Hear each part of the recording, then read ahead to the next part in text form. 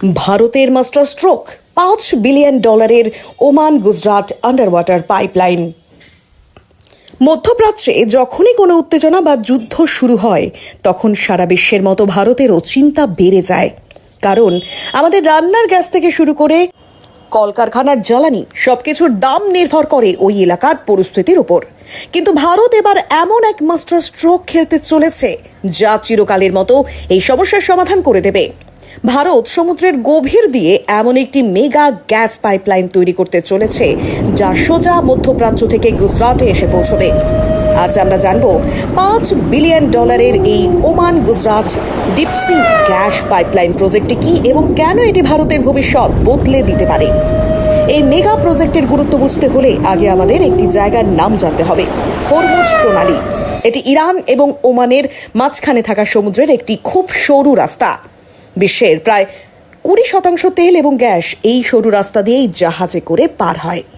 ভারতের তরলীকৃত প্রাকৃতিক গ্যাস বা এলএনজির একটা বড় অংশ এই পথ দিয়েই আসে। সমস্যা হলো এই এলাকাটি ভীষণ স্পর্শকাতর। ইরান বা অন্য কোনো দেশের সাথে আমেরিকার ঝামেলা হলে অথবা জলদস্যুদের আক্রমণ হলে এই রাস্তা বন্ধ হয়ে যাওয়ার ভয় থাকে। আর রাস্তা বন্ধ মানেই তেলের দাম আকাশ ছোঁয়া। এই ব্ল্যাকমেইল থেকে বাঁচতেই ভারতের নতুন এই পরিকল্পনা। ভারত এই হরমুজ প্রণালীকে সম্পূর্ণ এড়িয়ে যাওয়ার সিদ্ধান্ত নিয়েছে। কিভাবে? সমুদ্রের তলা দিয়ে সরাসরি পাইপলাইন বসিয়ে। এই প্রজেক্টের কিছু চমকে দেওয়া তথ্য হলো, এই পাইপলাইনটি হবে প্রায় 2000 কিলোমিটার দীর্ঘ।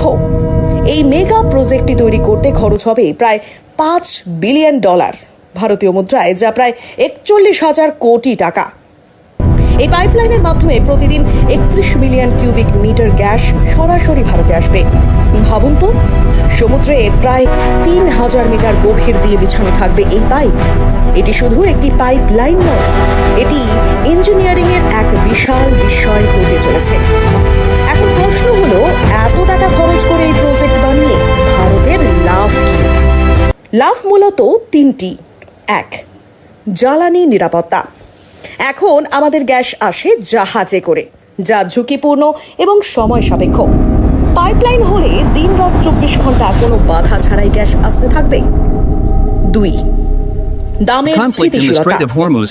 মধ্যপ্রাচ্যে যুদ্ধ লাগলেও এই পাইপলাইন দিয়ে গ্যাস আসা বন্ধ হবে না, ফলে ভারতের বাজারে হঠাৎ করে গ্যাসের দাম বেড়ে যাওয়ার আশঙ্কা অনেকটাই কমে যাবে।